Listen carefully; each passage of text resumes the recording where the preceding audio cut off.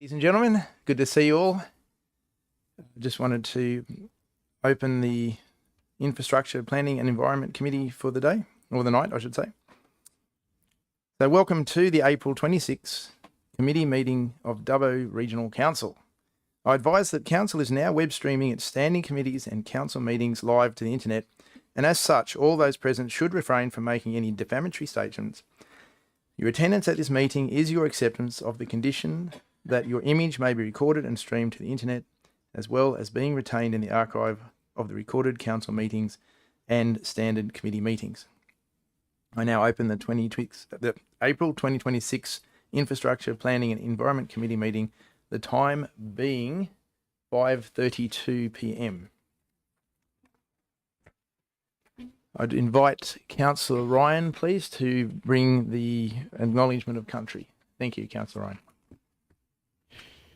Thank you, Mr. Chair.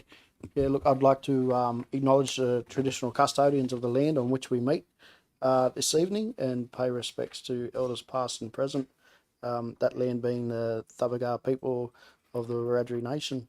I'd like to extend that respect to elders past, present and emerging, but I'd really like to extend a further respect to everyone that's here tonight in attendance, no matter what your nationality is or background or where you're from, because we come and we sit together as one. Thanks. Thank you, Councillor Ryan. Moving on to 1.1.2, leave of absence. I have a request for leave of absence for Councillor Jay Cowley. Could I have someone move the request? Thank you, Councillor Ryan, and seconded by Councillor Ivey. Could governance please open the voting?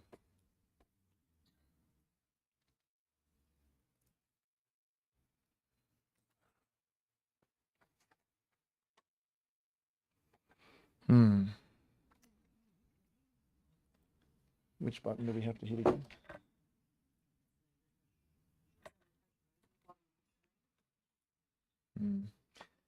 I'll just put my hand up.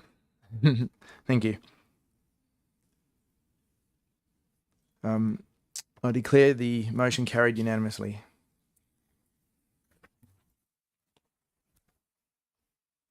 Perhaps I could ask governance for assistance just with the voting. It doesn't seem to be coming up on this one. So thank you. Okay, 1.2, the next item on the agenda, the IPEC conflicts of interest. Does anyone have any conflicts of interest to declare? There being none, we'll move along to 1.3.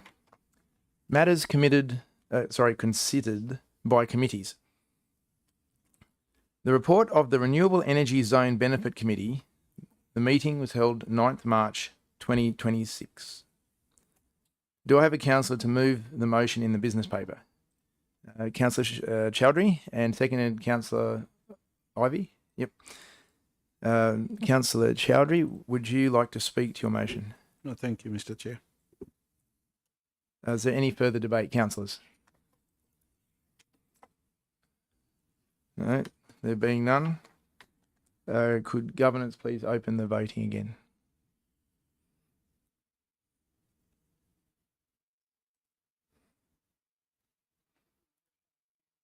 Yep.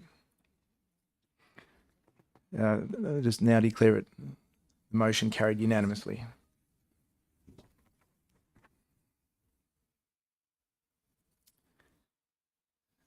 Uh, 1.4 is the next item on the agenda, reports from staff. 1.4.1, the development activity summary. The next item is 1.4.1. Do I have a councillor to move the motion in the business paper? Thank you. Moved Councillor Richardson, seconded Councillor Chowdhury. Councillor Richardson, would you like to speak to your... No, thank you, Mr. Chair. Any further debate, councillors? Thank you, Councillor Ivey. Just a question. I noticed that in the approval, there's quite a few subdivision approvals of a fair bit of money. Is that significant, and is it symptomatic of perhaps helping to solve the housing crisis? Will it result in more housing land becoming available? To you, CEO.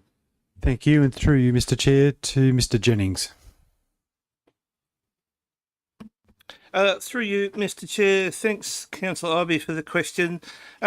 Just by a point of clarification, is that just the large table there towards the back of the report? So, thanks. So, yeah, with that table, that's basically some larger applications that are currently under consideration by the team internally as well.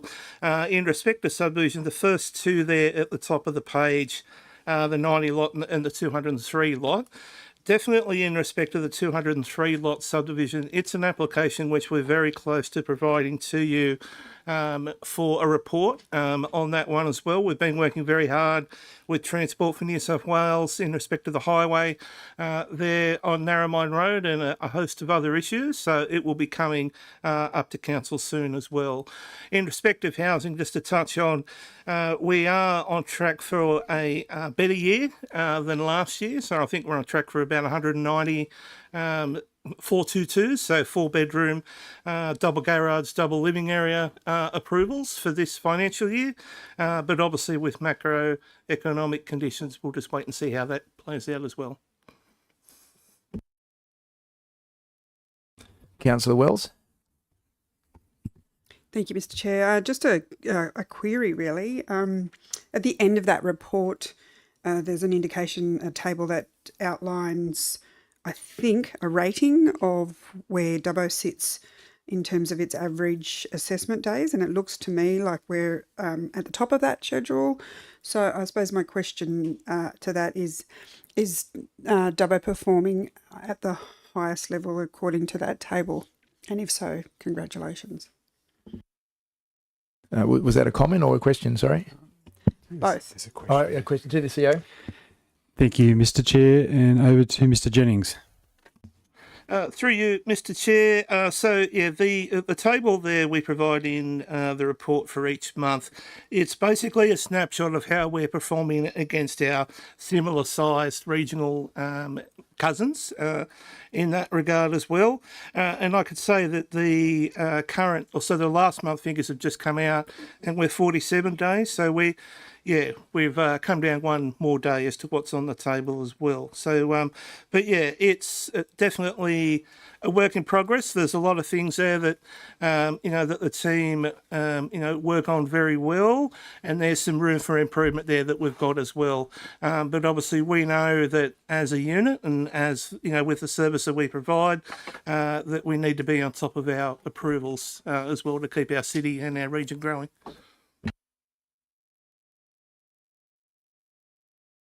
Thank you, Mr. Jennings. And Councillor Chowdhury. Thank you, Mr. Chair. I have just a question. There was a service station in Victoria Street, West Dubbo. Is that the new one or just a refurbishment of existing one? Thank you. To the CEO. Thank you, and through you, Mr. Chair, to Mr. Jennings. Through you, Mr. Chair, we've actually got two service stations on Victoria Street currently in with us now for consideration. One is a new service station just to the west on Narromine Road from where Western Plains Automotive is as well. And then the other application which we have there as well is basically further augmentation of the service station. What's the name of it? The name escapes me, sorry, but coming further up to Janelli Road there as well. Yep, thank you.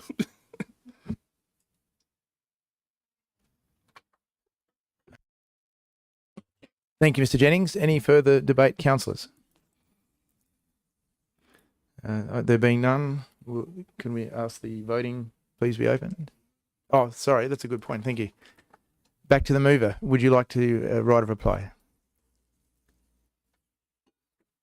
It was the original. Was it you, wasn't it? Yeah.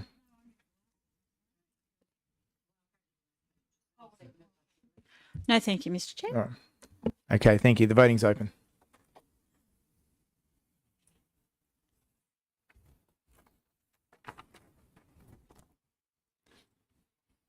Next item on the agenda, the draft planning agreement, Cobra Solar Farm. Do I have a councillor to move the motion in the business paper? I'd like to move an alternative motion. Oh, thank you, Councillor Twenton. Would you like to read your motion out?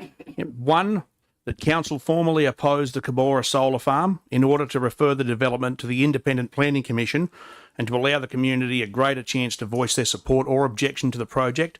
Two, that this matter be deferred until such time as a determination has been made by the Independent Planning Commission. Thank you, Councillor Twain.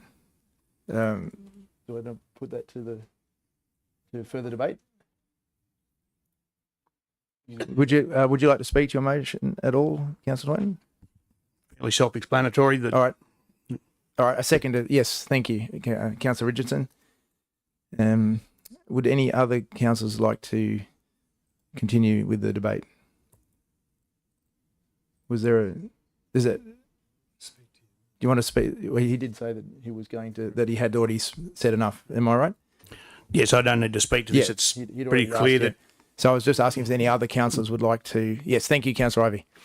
Look, I'm taken by surprise. I didn't realise that alternative motion was to be put, but with very brief consideration, I would oppose it. The Cabora solar farm has been talked about, proposed, investigated, reported upon for many years. It's an issue which has been debated. The council has been well aware of it. I think at the 11th or nearly the 12th hour to put forward that motion saying that we oppose it. On what basis does I can't see any basis on which I should oppose it. Why should I vote? Why should this council vote to oppose it? Where are the arguments to say that it should be opposed? It has the potential to bring quite a lot of economic benefit to the region, and for that reason, I would certainly oppose Councillor Toyton's motion. Thank you, Councillor Ivey. Councillor Wright, would you like to speak? Thanks, Mr. Chair. I probably agree with Councillor Ivey on this one. I know only a small footprint of this particular, it's a large project in our LGA, but this particular item that we're here to discuss was on a planning agreement to try and help Dubbo Regional Council and the community make the most out of this particular project. Obviously, this one might come before council as such to oppose or approve or otherwise. This is about a VPA and maximising. I thought this is a good opportunity for council to make sure we've got a hat in the ring when it comes to this money being handed out. So I'll oppose it, and look, I'd happily reconsider that again if there was a motion come before council by a councillor at a future council meeting for us to discuss that particular topic.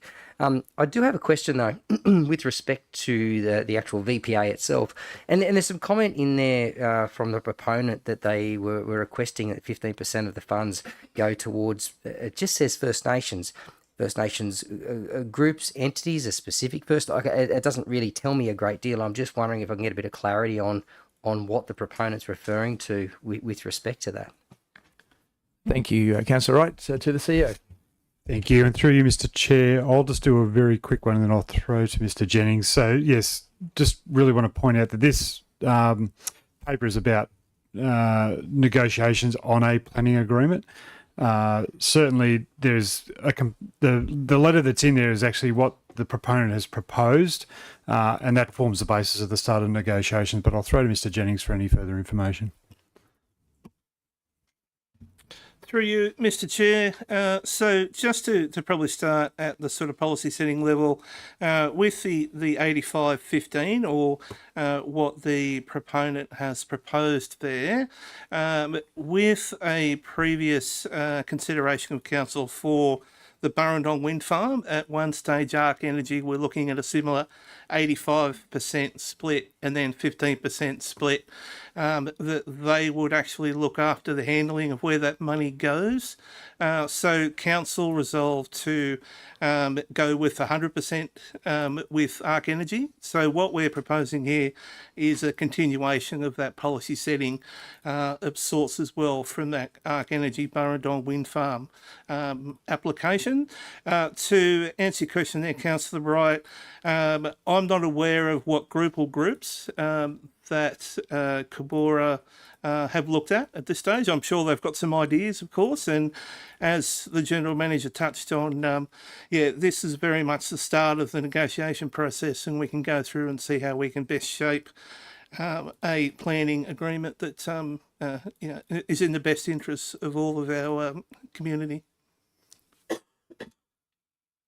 Thank you, Mr. Jennings and Councillor Chowdhury. Thank you, Mr. Chair. So my question would be because this report is clearly for BPA, and then Councillor Toynton has put a motion for a different agenda. So is that gonna affect our VPA if this project will go ahead and they're gonna do that project? So is that mean we're gonna affect our VPA and also not receiving that money, or is that money will be in risk? To you, Mr. CEO. Thank you, and through you, Mr. Chair, to Mr. Jennings. Through you, Mr. Chair. So the actual planning agreement is separate to the consideration of the actual project application. So I would be of the view to advise council that no, it wouldn't be in doubt in that regard. It's in respect of where the application goes for its final consideration. Having a look on the Major Projects website in the last few minutes, it looks like it would go to the Independent Planning Commission there as well, but no, I wouldn't see that being at risk. Any further comment? Oh yeah, thank you, Councillor Wells. Thank you, Mr. Chair. I'm just really curious. So I have a question. Don't know whether I can direct it to this GM or to Councillor Toynton, just in terms of the trying to understand, I suppose, the motion to, I can't even remember the motion was to oppose it. When it's, I think we're talking about VPA, so I'm just a little bit confused. So my question is, if Councillor Toynton could give a bit of detail in terms of what we're opposing. Is that all right? Thank you. Thank you, Councillor Wells. To you, Councillor Toynton. Yeah, thank you. Through you, Mr. Chair. So with the paper on page 1.4.2, it says here in the first bit that this is a proposed Cabora solar farm. So my understanding is this is only a proposal to build this. This isn't, construction has not started. From what I can see here, there's nothing that says it's been approved. It's just that this is the offer should it go ahead. I think we're jumping the gun a little bit by saying, we'll take this when we don't know if this project is actually going to go ahead or not. And I would like to have our community have a greater say to say, well, do you really want this stuck in your backyard? Do you really want to be looking at this? Will you be impacted whether you're for it or against it? I'd like to have our community, admittedly, from the map here, 80% of it falls within Warrumbungle Council area, but there's still that 20% that falls on our patch, and we are representative of the community that 20% affects. So this is where I want our community to be able to say, well, majority of it's over there, but we still want some input over here rather than the decision being made by Warrumbungle's council. Thank you, Councillor Toynton. Councillor Shipley, did you have your hand up? No. Councillor Wells, was that any clearer or any more information requesting? Or thank you, Mr. Chair. I think so. There was some good content in there, knowing that 15% of this area is in the WLGA and we want our community to be a part of consultation. But I was of the understanding that we were past that. So I'm just, to be totally honest, I'm just a bit confused. to the CEO? Thank you, and through you, Mr. Chair, if I could go to Mr. Jennings just to give an update on where that project's up to, just to give that understanding. Through you, Mr. Chair, the project at the moment is still back with the proponent to address submissions, from what I'm led to believe through the Department of Planning's website. There looks to be at this juncture, at this time, that a meeting of the Independent Planning Commission hasn't been arranged to that end. How the Independent Planning Commission operates they have hearings, so where the public can come along to those hearings and then provide submissions as well, so in writing and verbal, excuse me, to the commissioners at those meetings as well. So as I sort of touched on a bit earlier there was 70 submissions provided during that exhibition process, and it looks like the threshold for consideration of IPC, the Independent Planning Commission, which is 50 objections or one council not supporting the project, has probably been reached. However, that's my look in the last 15 minutes, of course.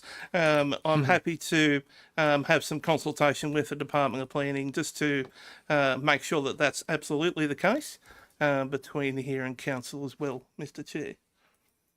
Oh, thank you, Mr. Jennings. Councillor Wells again. Sorry, and so just to clarify, you're indicating that the directly affected community members that are around that area have been consulted. Is that a yes or a no? To you, CEO. Thank you, and through you, Mr. Chair, to Mr. Jennings. Through you, Mr. Chair, the application or the project application was publicly exhibited from September to October last year, from what I can gather. So, there has been that statutory consultation done. I couldn't speak to how that consultation was done and the quality of it in that regard, but I understand that the statutory consultation's been done.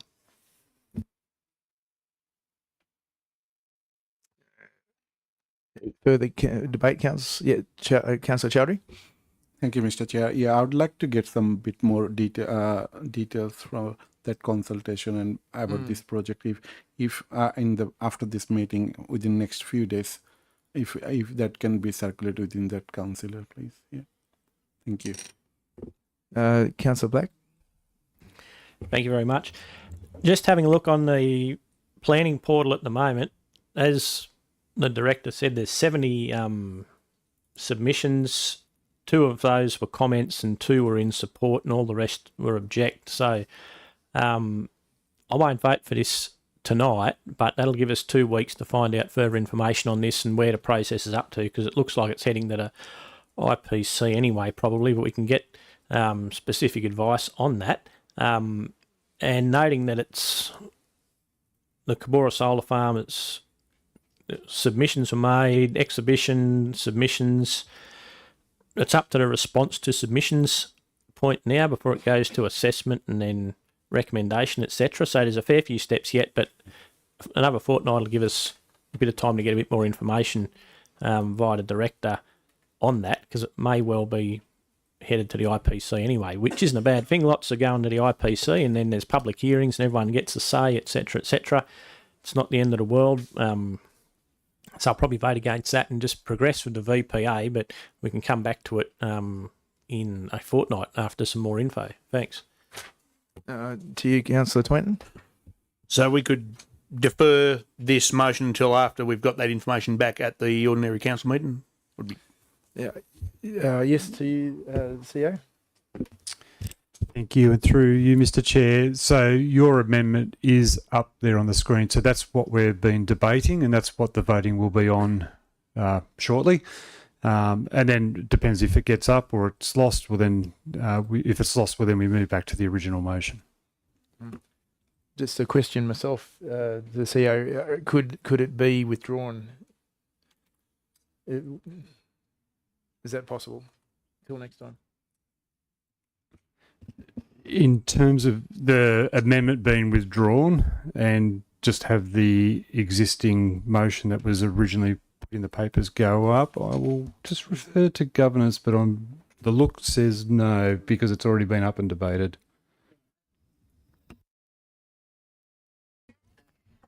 Yeah, I think this would either have to go up for a vote and either be lost and go back to the original motion, or someone could actually do an amendment, which would then be a deferral. Councillor Twenton, would you like to do an amendment of a deferral? Yeah, if we can do that. I'm happy to do that. Does the governance know what that would look like? So Councillor Toynton can just literally say he would like to move an amendment that the item be deferred to the council meeting or Yep. whatever point Okay. in time, Count- and we would then need a seconder. That would then go through the next lot of debate and then be voted on All as right. an I'm amendment. happy to move that. All right, and seconded by Councillor Ryan. Okay, so the amendment is to defer, and we'll then vote on that. Any discussion, councillors, on the amendment to defer?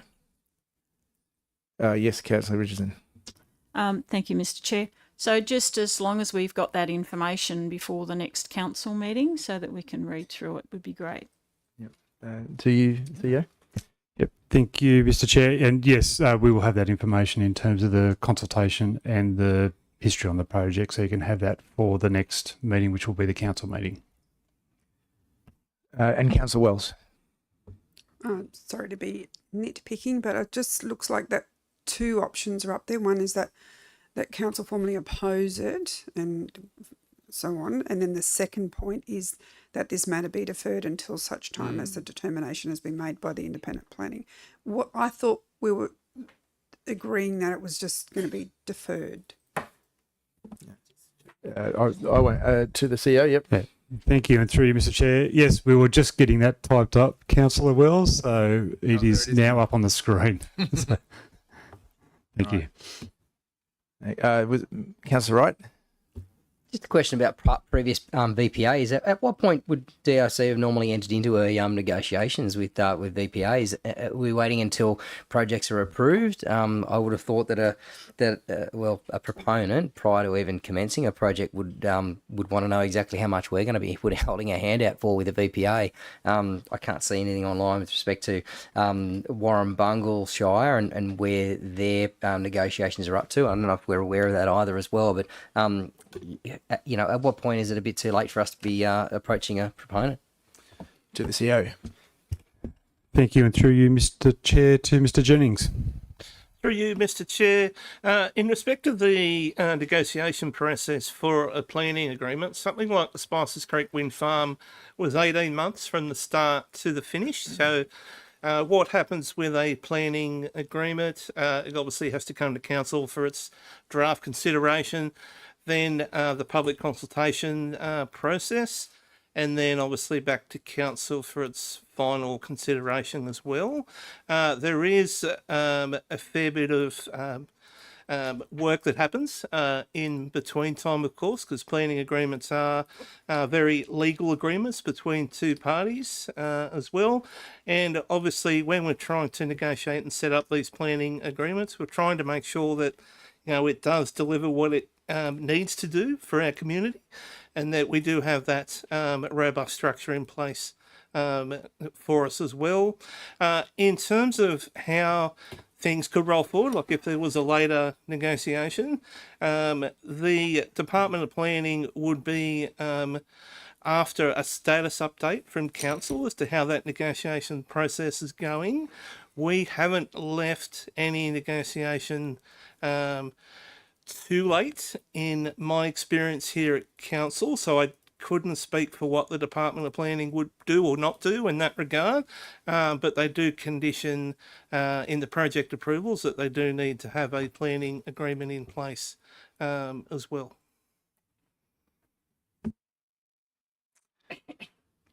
Thank you, Mr. Jennings.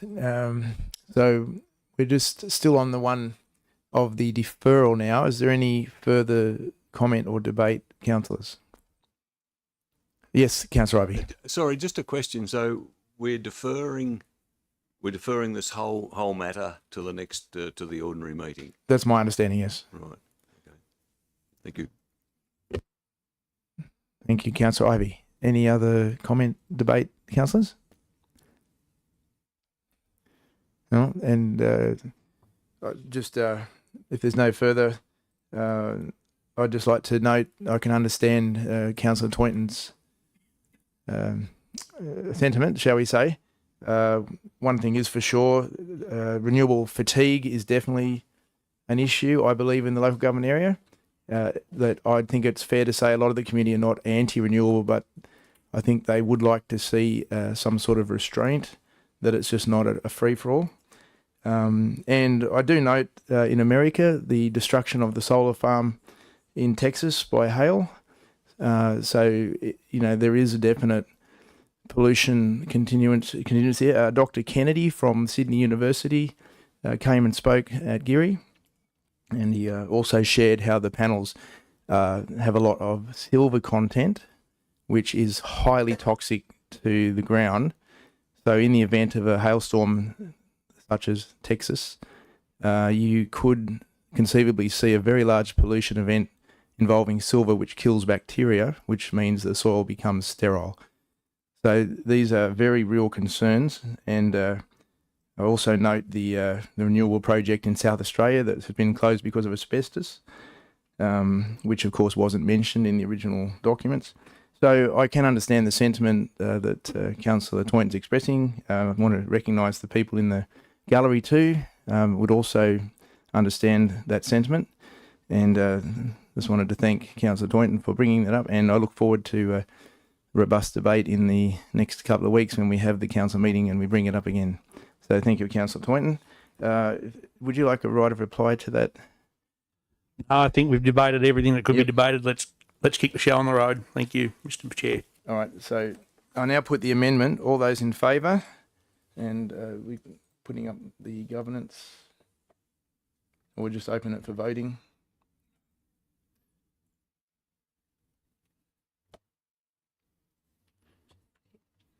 Refresh button. Which one's that one? Yeah. That one. Very kind. Thank you. And we can now pass it unanimously. Oh no, there's council. Oh, so one against. So we 9 for and 1 against. Passed. Carried. Thank you. I declare it the amendment has. That's a good question. Is it not really been lost? Has it? It's or. The amendment, so the amendment has now become a motion. Oh, okay. Thank you. Now the amendment has now become the motion. Any further debate or comment? Think not, perhaps? No. So I now put the motion, if the governance could open the voting again. Show of hands. All right. Could we have a show of hands for please?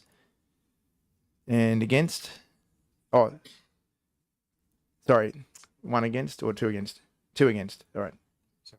Do it again. All right. Can we do that again? All 4 hands up. Thank you. I'll just let the governance count. Sorry, I was too quick. Oh, my hand's up too, yeah. Yeah. Is that okay? And now down and against, please. 2 I see, I think. All right. Yep. Okay, thank you very much. All right. So I now declare the amendment carried. Right. The motion carried, yes. Thank you. Okay, thank you. That's should be all for now. Okay, thank you, councillors. We could move on to the next item on the agenda. Oh, it's the closure. I'd like to, there's no further items. I declare the Infrastructure Planning and Environment Committee closed, the time being 6:05 p.m. I now invite Councillor Wells to chair the Culture and Community Committee.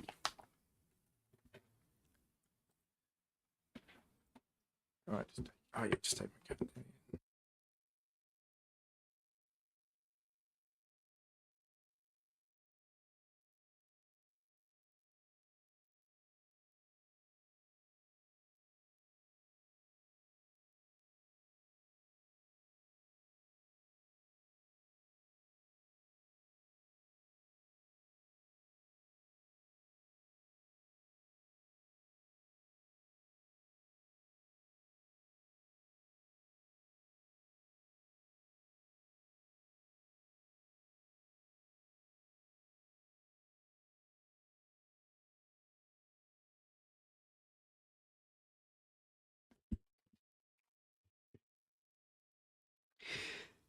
Okay, I now open the April 2026 Culture and Community Committee meeting, the time being 6:06 p.m. Moving to 2.2. I'm going to move straight to conflicts of interest. My apologies for that delay. Are there any conflicts of interest on what item? Sorry. Yeah, but on what matter? That's okay. Does anybody have any other councillors have any conflicts of interest for the Culture and Community Committee? Okay. As there are none, sorry. Could we have, governance do the voting, please? Or we don't vote for that one? Of course we don't. We're too long out of the seat. Okay, let's move on. 2.3 is matters for consideration by committees. 2.3.1 is a report of the Sister City Committee meeting held on the 2nd of March.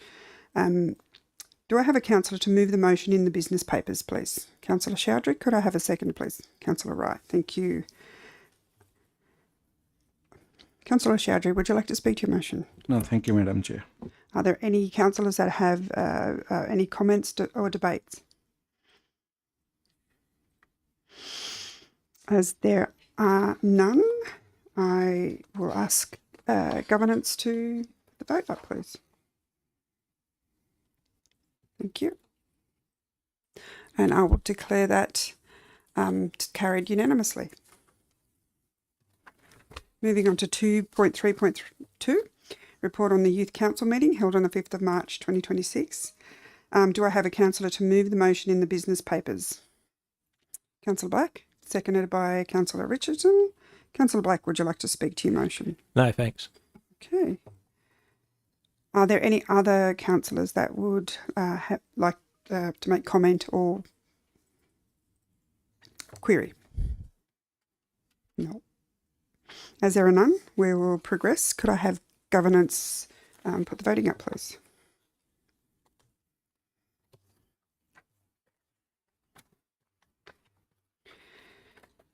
I will declare that carried unanimously. Thank you. Moving on to 2.4.1, the Clean Up Australia Day report. Do I have a councillor to move the motion in the business papers, please? Councillor Ivey, seconded by Councillor Chowdhury. Councillor Ivey, would you like to speak to your motion? Thank you, Madam Chair. Just a comment to say congratulations really to the staff, and I think perhaps initiated by a motion by Councillor Butler about the need for council to become better involved in the Clean Up Australia campaign. It's a very worthy movement, and it certainly has been perhaps lost off the council's radar in recent years. And I think that Councillor Butler's motion and also then the response by staff has hopefully reversed that for the next year. So again, congratulations. Thank you, Councillor Ivey. Are there any further comments? Councillor Chowdhury. Thank you, Madam Chair, because I'm one of the councillor actively participate, and I also organize in South Lakes area, but this year I've been sick, so I couldn't organize the event. But through you, Madam Chair, I would like to request to council do more Facebook and bit more like a online like a promotion, if council can do before little bit before the advance, so that way people can aware of that like this the area also, like which area has been registered. This cleanup Australia is coming, so that way we can get more volunteer, because when I do, like most of the times I had to call people to participate. Only few people turn up as a volunteer, because most of them saying that they are not aware of. So I'd be request to council to do little bit more online presence. Thank you. Thank you, Councillor Chowdhury. Is that a question? And if so, through to the GM. Just a comment. But if our director like to answer anything, yeah, thank you. Is that as a comment, but if you'd like to answer the question. Thank you. Through you, Madam Chair, to Ms Brown. Thank you, and thank you for the question, Councillor Chowdhury. Yes, volunteering on Clean Up Australia Day is of great benefit to our community and our environment. We will be looking to work with those groups that consistently do have volunteering efforts. Our first port of call would be to make sure we're driving new people to those existing efforts, and then also looking for to encourage anyone who's picking up a new area that could be valuable and promoting that. But we want to be working with those groups who have consistently organise those and hoping to increase their numbers. Councillor Chowdhury, are you satisfied with that? Okay. Are there any further comments, Councillor Black? Thank you, Madam Chair. It's good to see 5 groups there listed, and also note the Dubbo River Care group, who sort of have their own Clean Up Australia Day each, I think it's Sunday, when they go down the river and they clean up a heap of rubbish and cut weeds and plant new trees and those sort of things. So well done to that group, who I know are out there week in, week out throughout the whole year. Thank you. Thank you, Councillor Black. Are there any further comments? As there are no further comments, I will ask governance to put the vote up, please. And I will declare that's carried unanimously.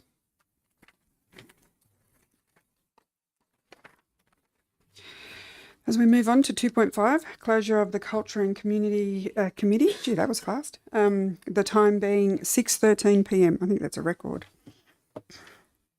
I'll now hand over to Councillor Richardson to the next committee.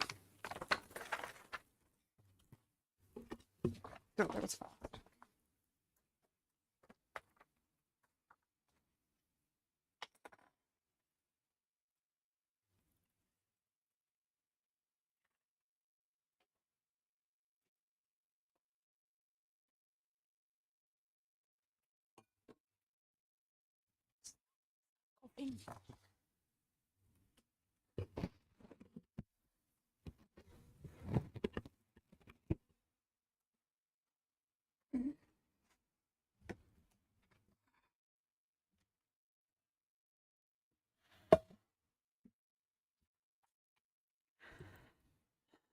I'll now open the April 2026 Corporate Services Committee meeting, the time being 6:14 p.m. Item 3.2, conflicts of interest. Does anyone have any conflicts of interest to declare? Moving on. 3.3 matters considered by committees. 3.3.1, report of Audit Risk and Improvement Committee meeting held on the 2nd of February 2026. Do I have a councillor to move the motion in the business papers? Seconded by Councillor Chowdhury. Thank you, Councillor Ivey.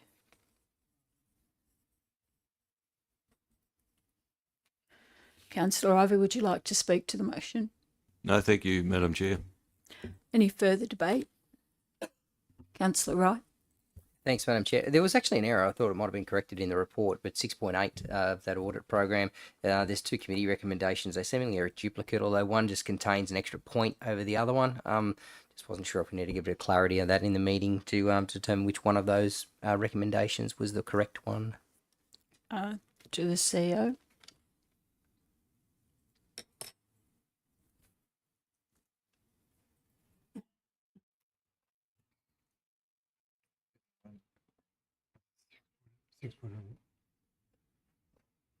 Thank you, and through you, Madam Chair, just checking through the papers, if you don't mind for a sec.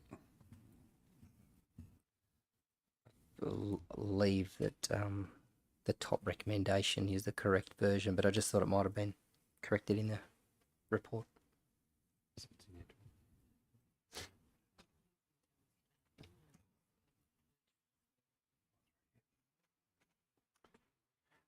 Through you, Madam Chair, I will put this question to Ms. Bathings-Waite.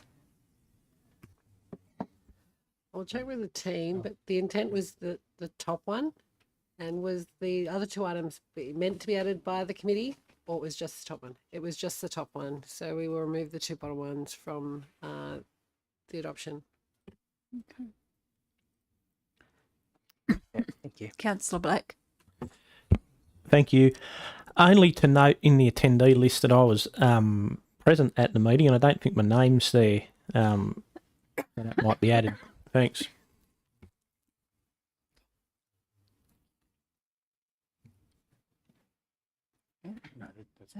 That's noted. Thanks, Councillor Black. Any further debate? There being none, I'll ask governance to open the voting.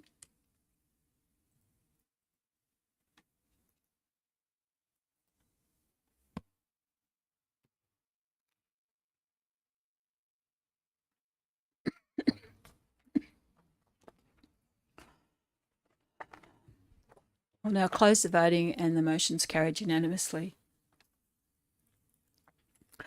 Item 3.4, reports from staff. 3.4.1, biennial community survey results, presentation from Micromex. We will now receive a presentation on the biennial community service results from Micromex.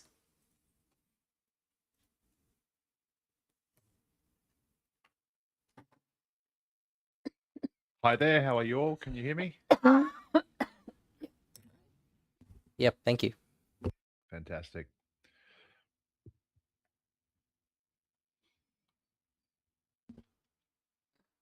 Oh, maybe not.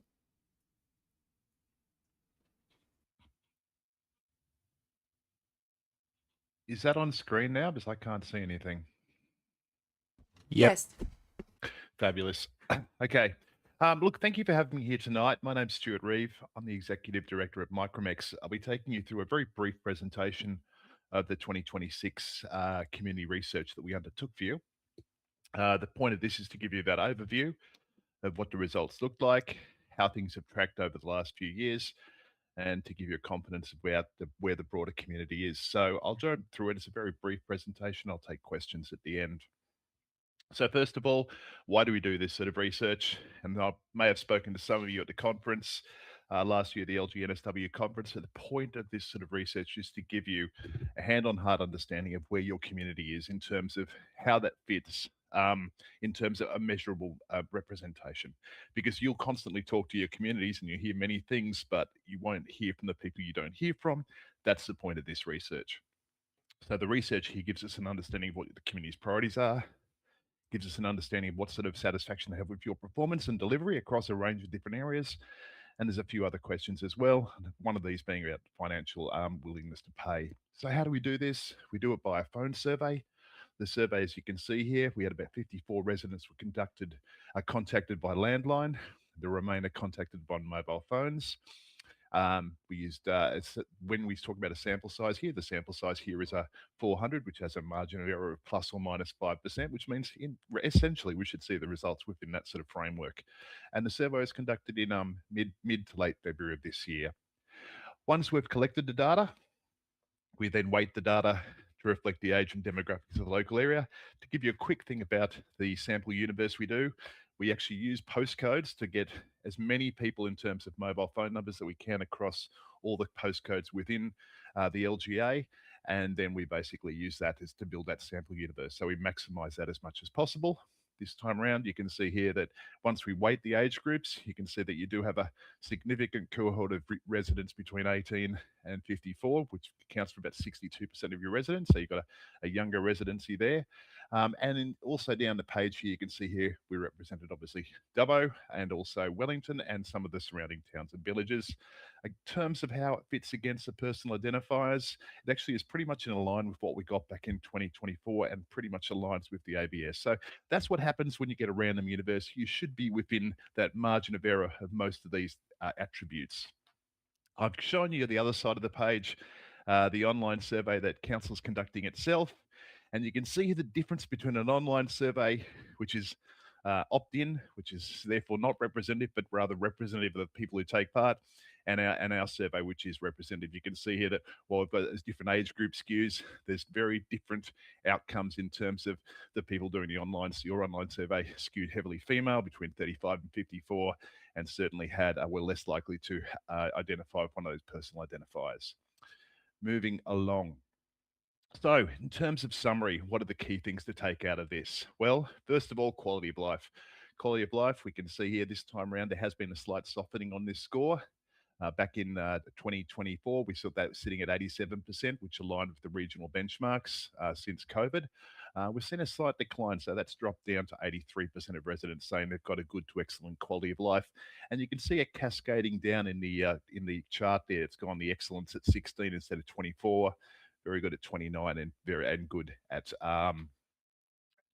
sorry, I've just lost the number, at from 30, disappearing, increasing up, because as people have cascaded down from the excellent and very good. In terms of how does this look, it's mostly being felt by the younger residents. You can see 18 to 34-year-olds at 79%. They've got a good to excellent quality of life. Wellington is also softer there in terms of 78. So these and non-rate paying residents are also saying they've got their quality of life is down well below what we're seeing across rate payers. So there's been some areas which are challenged. This is something we've seen across many LGAs as well, particularly with affordability, cost of living, rental aspects come into play.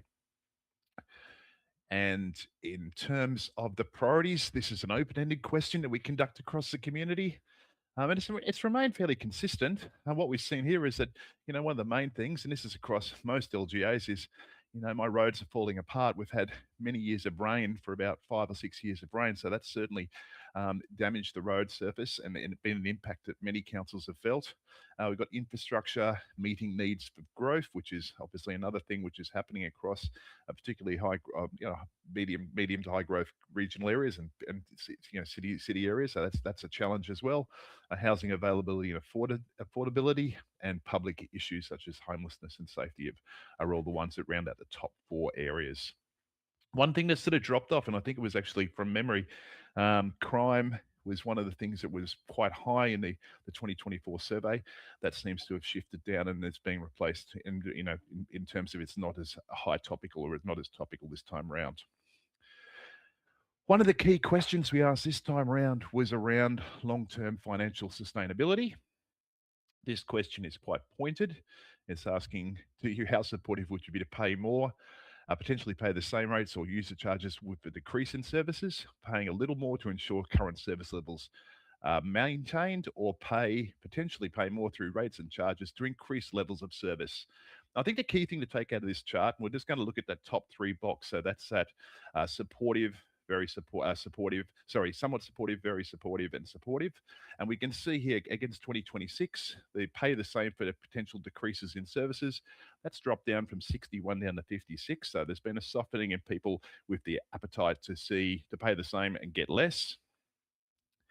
We've seen a definite increase in those paying more for increased service levels. So the appetite is that people are willing to pay more for better servicing. And in terms of the paying a little more to maintain, that's remained pretty consistent. So the skew has been a decline against paying the same to get less, and there has been a shift towards understanding that this is something that if you want better service levels, you might have to invest in that. Again, this is something when you put it on the page for residents when we run these surveys across the state, there is an understanding that, you know, better servicing does come at a cost. In terms of satisfaction, and this is a good news story for you. So 85% of residents are at least somewhat satisfied with council performance. It's shifted up from what we saw back in 2024. It was 81. It's actually headed above it's above the regional benchmarks. The regional benchmarks at the moment are sitting in around about 75%. There's been some real challenges across a lot of councils been working within the regions, and we've seen declines there. So this sort of zig instead of zagging, which we've seen elsewhere, is actually a really positive outcome. Your older residents are significantly more likely to be satisfied. You can see that 92% of them said they were at least somewhat satisfied. I think the one box to call out here is that quite often when you look at a chart like this, they're not at all satisfied. So your eyes are drawn to that. That's halved. It's gone from 6% down to 3%. The thing about that 3% is you probably know many of them by name. And this is essentially, again, what we see with this sort of research is quite often they're the ones you hear and get your sense of where council's performing and how people feel at the organisation's performing. But in the scheme of things, that, you know, there's many people further up the line in terms of satisfaction.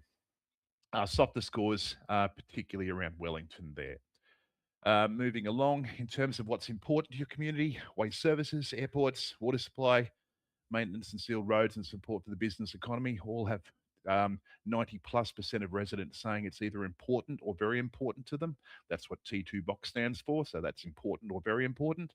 Lower levels of importance, and I say lower, not low, because we've still got 55% of residents say that arts and culture is important or very important to them. Support for individuals from cultural and linguistic backgrounds is 57 for community hire and halls. Public transport 60, and commercial businesses are 61. So while relatively speaking, compared to waste and roads, they're lower, they're still actually providing, they're still important to significant cohorts across your community. In terms of satisfaction, we can see high levels of satisfaction being recorded there across there. Many of the placemaking and visitor sort of areas that you'd have people coming to, those top 3 box scores refers to the number of people saying they're at least moderately to very satisfied. So many of the placemaking areas there. In terms of lower levels of satisfaction, we've got roads at 52 and 57, sealed and unsealed, public amenities, diversity of housing and financial management. Now, to call out roads there, roads is an interesting paradigm because essentially that obviously is the lowest score we've seen on this page, and particularly sealed roads. How does this look when we look across the regions? In 2026, the lowest road score we've seen is 20%. Overall, as at least moderately satisfied. So you're well and truly above that. The lowest road score we've ever actually recorded was in 2024, and that was at 12% people saying they were at least moderately satisfied. So in relative terms, we've seen an upweight in overall satisfaction. And while we're seeing lower scores, it's in relative terms compared to where they could be, it's actually better. What's happened over the past 2 years?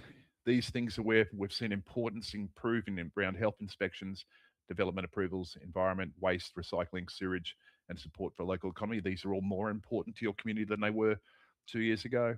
In terms of the other ones, public transport, commercial businesses, library, aquatic, arts and culture, all these ones, even the maintenance of unsealed roads, they're all less important to your community than they were 2 years ago. And sometimes the equation of how to interpret that is that progress has been made in that space and it's no longer as much of a problem as it used to be. And I think some of that actually comes out very clearly in this page here, which is what's changed in terms of satisfaction. And some of the ones we just saw have become less important. It is because satisfaction of those has improved over the period. So diversity of housing is up, aquatic centres, maintenance of unsealed roads, commercial businesses, health inspectors, and the Western Plains Cultural Centre are all significantly higher than they were back in 2024. And the only decline there has been recorded about around waste services. That's where it's been a significant shift downwards.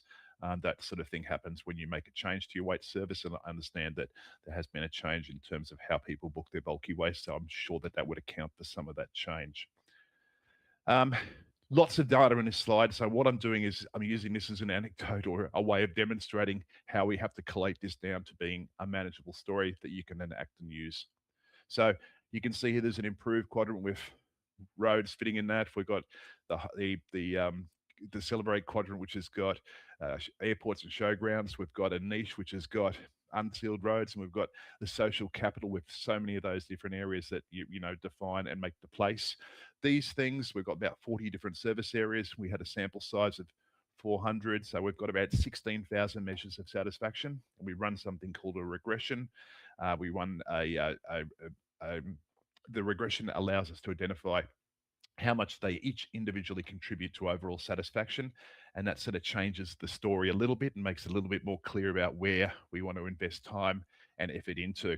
And I think really we've bundled these up because while at an individual level, there's not strong sort of correlations or there's not strong contributions, but you can see here that once you start bundling them up, efficiencies, financial management, which ends up being a comms piece, supporting the economy, your decision making, responsiveness of council, what the councillors themselves do, all these things account for nearly 28% of satisfaction. So if we've seen an uplift around satisfaction, which we have, these are the sort of things that are contributing to that, and these are the sort of things that if we can focus on and improve satisfaction here, we'll lift overall satisfaction. I think one to call out here is obviously waste has come in. That's because you've changed the service. But obviously the rest of these things, you know, you can see here, a lot of this is about the way you communicate, engage with your community. In terms of a quick summary, we give a scorecard. Scorecard under 60s needs improvement. Between 60 and 80 is, or 79 is monitor or consolidate, look to improve. And then finally, good performance is 80% plus. And, you've got many of those falling in the 80s. You've got some areas to require work, and some of the ones which are obviously a challenge around roads. And on the following page, we've got some other ones here which show further. But there's a lot of green there, which is a positive outcome. I think really it is engaging about the areas of relative weakness and seeing how you can talk to your community and understand what's, how to better address the needs. And one thing, which is an anecdote, we've been running some regressions across our entire data set over the last 12 years of data we've been looking at. And we've found that if you can improve satisfaction around community involvement, or communication with the community, or provision of information to the community, it generally correlates with about a 1% increase in satisfaction. Doing the same thing, improving satisfaction with roads by 1 percentage point, or 1 percentage point, accounts to about 0.5% in overall satisfaction, and waste is even less than that. Anyway, that's the short abbreviated presentation. There's a much larger document that I'm sure you've all will get available very shortly. Thank you very much for that. Does any councillors have any questions that they'd like to ask? Councillor Wright? Thanks, Madam Chair. Thank you for that. That's it's interesting, and the report is quite detailed. 62 odd pages in the business papers here. And one of the questions I had was with respect to how many phone calls you've got to make to get through 401 interviews. I'd imagine you get a fair few bounce back, hang ups, rejections. How many calls do you actually need to make to get to that level?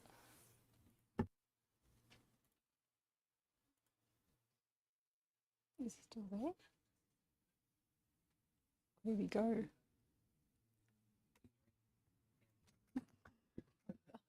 I thought he was going to stay. Stuart, we're just checking to see if you're there or not. Hello, sorry, I don't know what happened there. Can you hear me? Yeah, we've got you. Yeah. Sorry, I was meaning to answer that question. I did answer it very well, but I'll say it. So what happens is, with this, we use a phone system to predictively dial, and essentially to get a sample size of 400 probably takes around about 8,000 calls in total. If not more. Some of those are answering machines. Some of those are not, not able to do it at the time. We probably have about 400 refusals to get about 400 samples. So not everybody contributes. It's one of the challenges of any approach. But yeah, so we make quite a lot of calls, but we actually have to get people to make sure that they have the time, and we try to fit that around and schedule that to make it happen. Any other questions for Stuart from councillors? Councillor Ivey? Thanks, Stuart. One of the interesting things, I think, the preferred channel to receive information, which said that 71% preferred to receive things by mail. I find that quite surprising.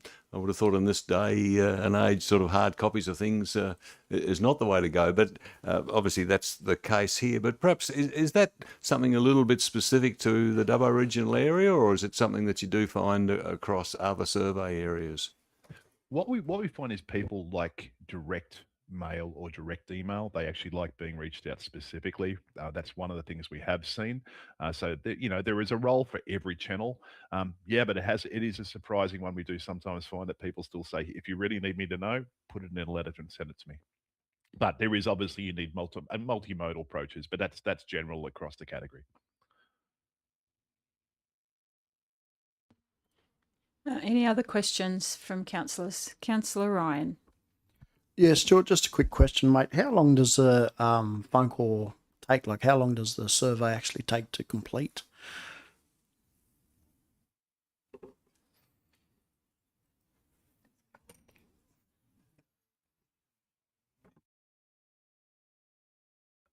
I think we had one council last year where the survey was 24, 25 minutes. So it really depends on the amount of information. Obviously, one of the things about this is by having a live human talking to you, it's actually more engaging than, say, a robot or just doing it online. So there is someone talking to you through the process.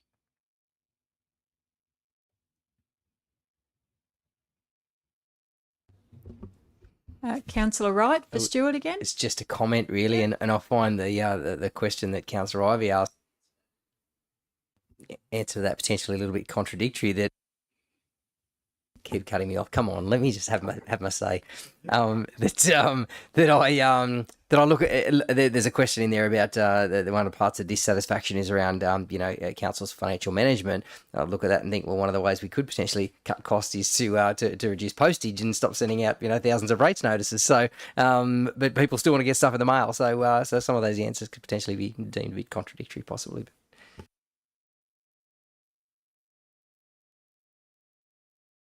More likely to being a communication piece. Whenever we've explored that further, it ends up being not that, hey, they're doing this, they've done, the council is spending this. It's more, it's like, oh, they're spending it in this area rather than here. It's about decisions, and it's about communicating how you make those decisions. I mean, we got a result, and this is 6-7 years ago now, where we spoke to someone, and half the people we spoke to said, well, they made bad investment decisions during the GFC, and that's been nearly 20 years. So there is a long-term memory that sometimes kicks in, but financial management is more going to be, it's not going to be people going through the books. It's going to be where decisions are made and where they think spend should have been in their area rather than elsewhere. Any other questions or comments for Stuart? Councillor Ivey?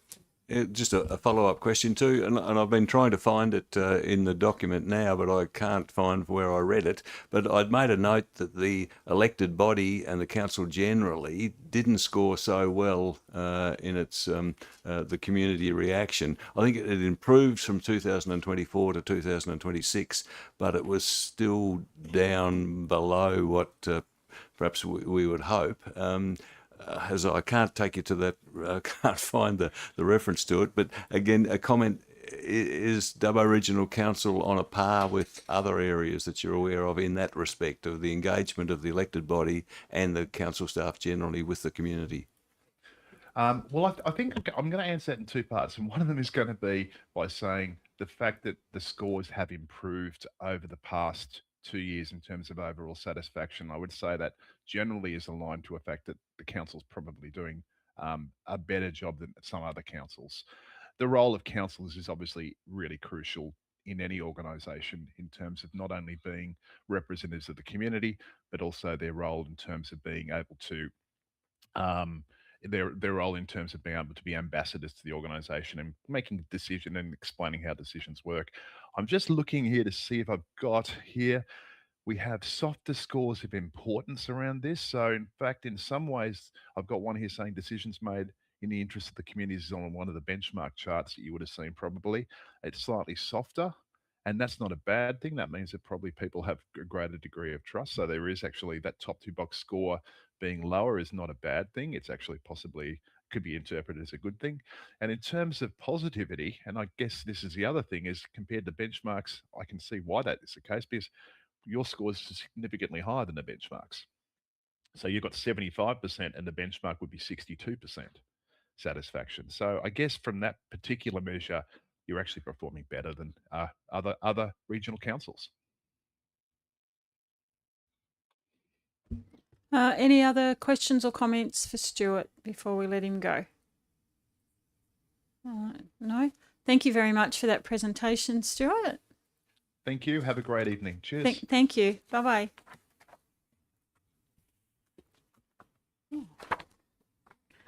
Okay, so I'll just ask one of the councillors to move that motion into the business papers, and seconded by Councillor Wells and Councillor Chowdhury. Did you want to speak to that motion, Councillor Chowdhury? No? Any further debate regarding that presentation?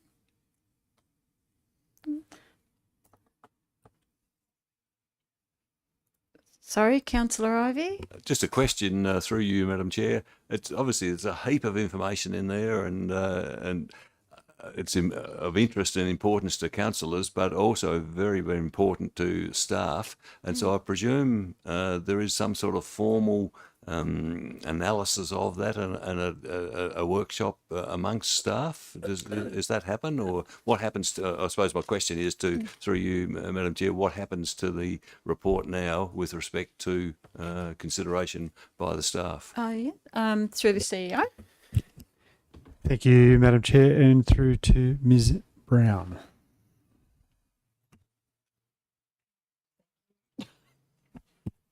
Thank you very much. Yes, there is a lot of work. Thank you for the question, Councillor Ivey. There is a lot of work to do to really get in deep and find out what that means for us and the work that we do here at Council. There's also a lot of work that we need to be doing to break it down into bite-sized chunks for our community so they can understand it as well.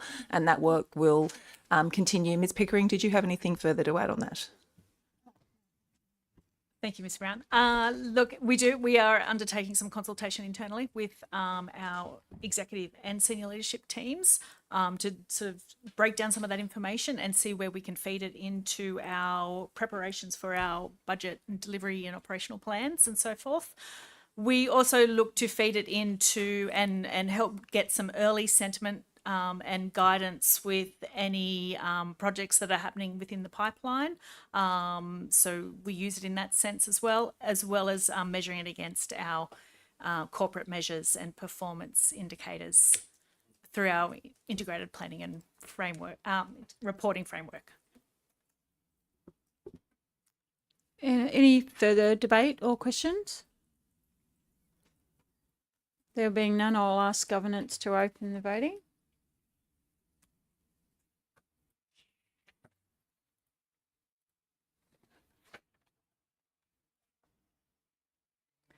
I'll now close the voting and declare the motion carried unanimously.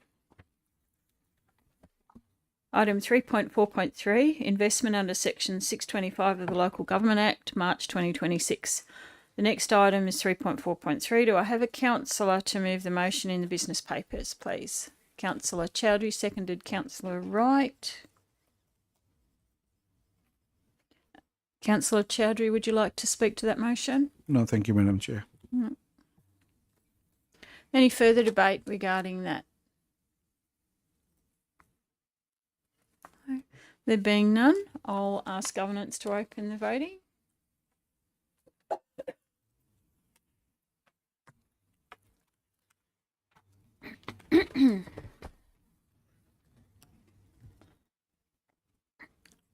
Next item is 3.4.4, quarterly budget review statement, March 26. Do I have a councillor to move the motion into the business papers, please? Councillor Toynton, seconded by Councillor Ryan. Councillor Toynton, did you want to speak to your motion? No, thank you, Madam Chair. Just to briefly to the CEO. Thank you, and through you, Madam Chair, to Ms. Bathingwaite. I just wanted to point out that unfortunately there was an error on page 4 or 5 of the council report. Yeah. It stated that the capital budget was reduced to 66.805 million. It should have been $66.765 million, which is just a $40,000 error. That second figure was as per the quarter review statement, which is the attachment. So on page 7, that will match the figure on page 7. Thank you. Any further debate? Councillor Toynton, did you? No, you're right. You didn't want to debate. You didn't want to speak. There being none, I'll get governance to open the voting.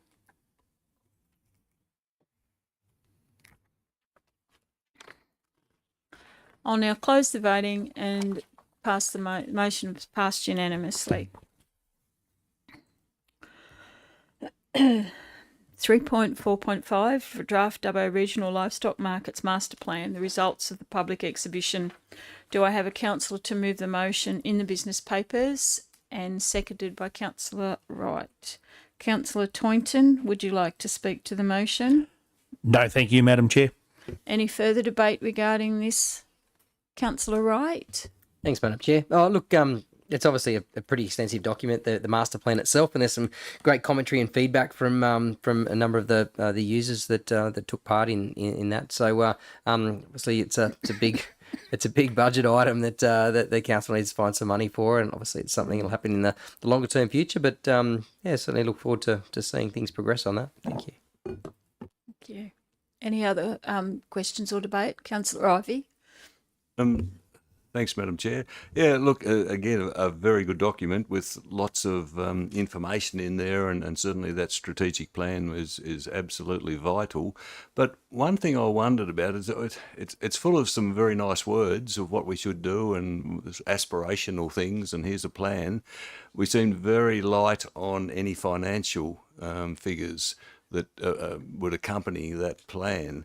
I would have thought in a plan like that it might lay out some order of what the capital expenditure is over time, and then what is likely to be federal and state government funding requirement, or what could be expected, and therefore what contribution that the users of the livestock facility should be up for. Again, I would have thought the community would want to know that too. So, am I right in that, or is that financial analysis or work associated with that strategic plan a different body of work? Through the CEO.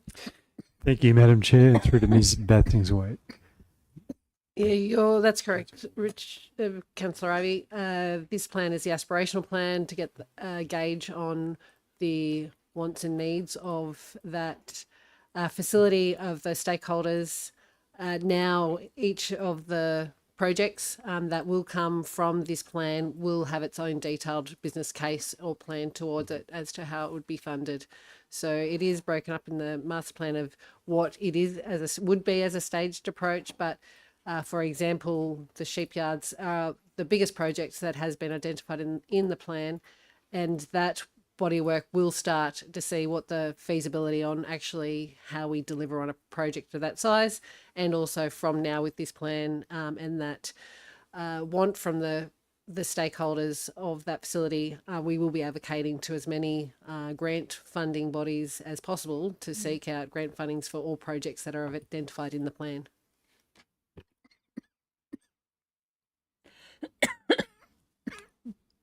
Councillor Ivey. Just a follow-up question to that then.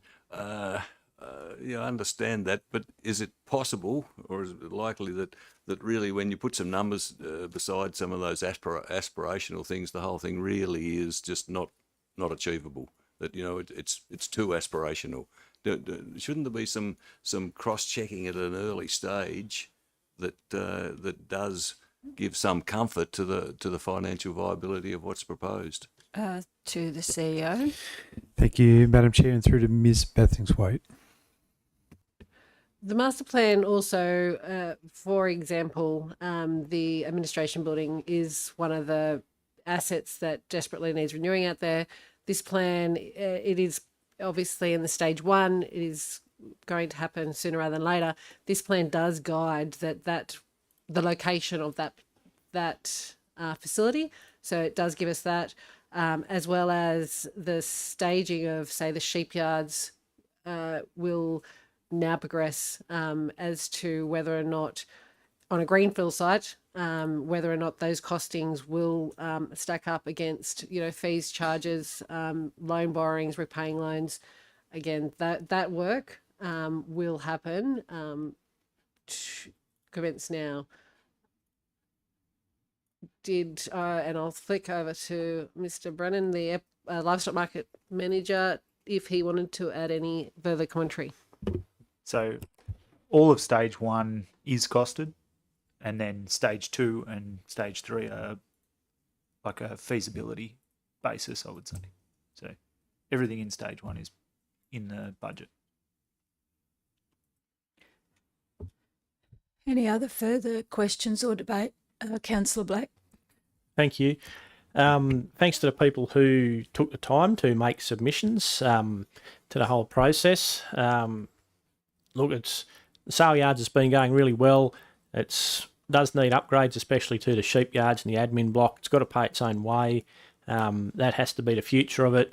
and then we've got to get grants as well. So it's got to be financially viable and offset other improvements with grants. The only question I really have is about, or question mark, sorry, about the raised sheep yards. So I just don't know about that. Look, if that's the way to go, it's the way to go. But I remember working at Fletcher's many years ago, and the noise of moving sheep around on the raised yards there, it's very, very noisy, but might work well in a sale yard situation, not sure. Thanks. Any further questions or debate? There being none, I'll ask governance to open the voting.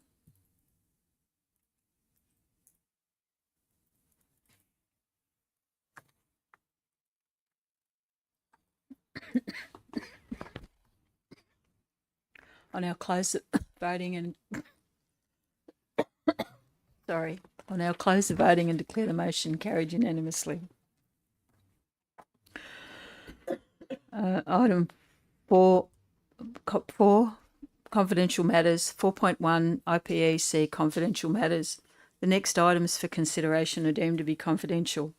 Under Section 10A of the Local Government Act, the next items being 4.1, 4.1.2 and 4.1.3 have been identified as likely to be discussed in a closed session of Council. Can I now have someone move us into confidential session to deal with the confidential item? Thank you. Councillor Wells, seconded Councillor Chowdhury.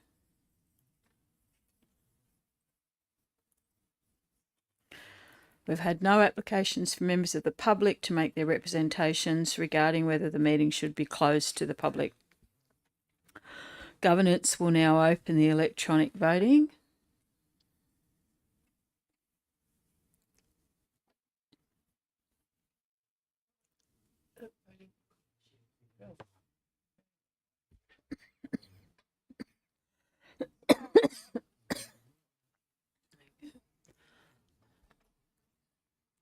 I now close the voting and declare the motion passed unanimously.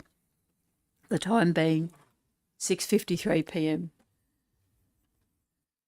The streaming will now be turned off and any members of the public will be asked to leave the chamber.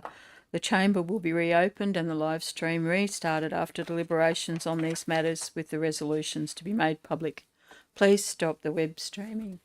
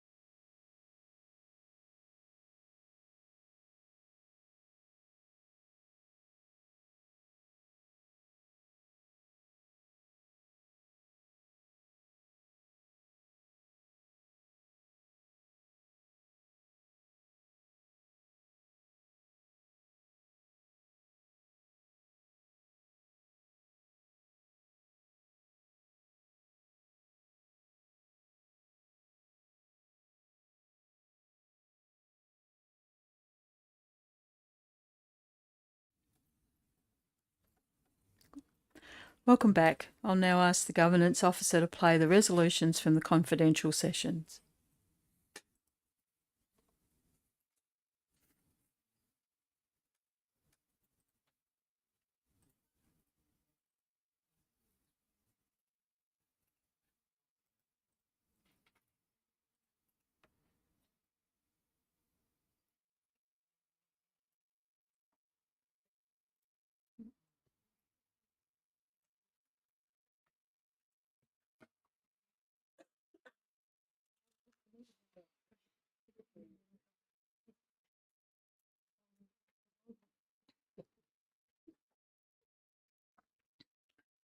There are no further items for consideration of the standing committees, and I declare the meeting closed, the time being 7:24.